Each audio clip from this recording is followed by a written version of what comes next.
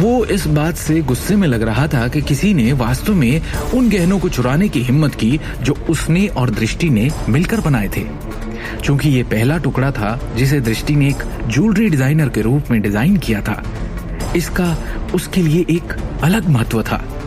इसके अलावा ये सृजन कुछ ऐसा था जो कल आभूषण प्रदर्शनी की सुर्खियों में खड़ा होगा और दृष्टि को एक सफल ज्वेलरी डिजाइनर के रूप में स्थापित कर देगा। सोचने वाली बात यह है कि सच में कोई ऐसा चूहा बिल में छुपा है जो दृष्टि के लिए इस अवसर को बर्बाद करना चाहता था। उस समय शिवम का पूरा शरीर हत्या के इरादे से कांप रहा था और उसकी आंखें गुस्से से जल रही थी। 10 मिनट बाद टैक्सी अंत में कीमती नारंग एम्पायर के टावर पर पहुंची और शिवम सीधा 26वीं मंजिल पर चला गया। कार्यालय भवन में कंपनी के 20 से अधिक वरिष्ठ अधिकारी जमकर बहस कर रहे थे। उनके चेहरे गुस्से से तमतमा रहे थे। दृष्टि नारंग, इस बारे में आपको क्या कहना है? आप इस परियोजना की प्रभारी हैं। कल रात आने के तुरंत बाद उत्पाद कैसे गायब हो गया? कल आभूषण प्रदर्शनी का दिन है। कंपनी ने किंग ऑफ द वर्ल्ड को प्रचारित करने के लिए पहले ही बड़ी मात्रा में संसाधन खर्च किए हैं। अब जब तैयार उत्पाद चोरी हो गया है तो आप स्थिति से कैसे निपटेंगे? क्या आप यही चाहती हैं कि ऐसी हरकत से आप हमारी कंपनी को हंसी के पात्र में बदल दें? दृष्टि अपनी सीट पर बेबसी बैठी रही और उन सबको एक लाचार अभिव्यक्ति के साथ देखती रही। यदि आपके पास सबूत नहीं है तो बकवास करना बंद कर दें। शिवम कार्यालय में चला आया और अंदर आते हुए उसने शांति से कहा, शिवम गांधी, तो आखिरकार नकारा निकम्मा दामाद आ ही गया।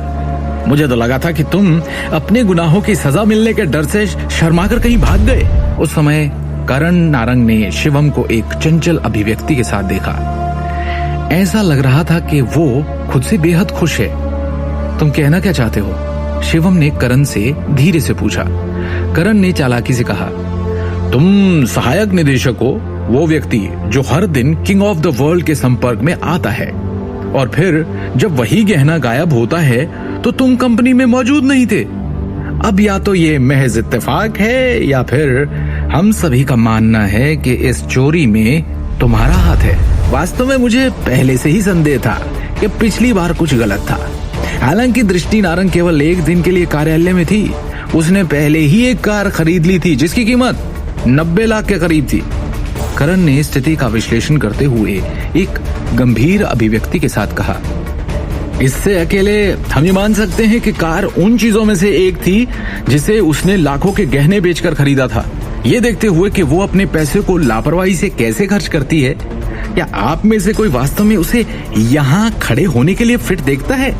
इतनी महत्वपूर्ण परियोजना के प्रभारी होने की बात तो जाने ही दो। क्या वो गुप्त रूप से जमाखोरी नहीं हो रही है और अपने लिए पैसों का उपयोग नहीं कर रही है? पिछली बार दृष्टि नारंग विपणन विभाग की एक छोटी सी कर्मचारी थी जो अचानक निदेशक के पद पर जा पहुंची। उसने अपने लालच के आगे घुटने टेक दिए होंगे और अपने लिए गहने चुरा लिए होंगे।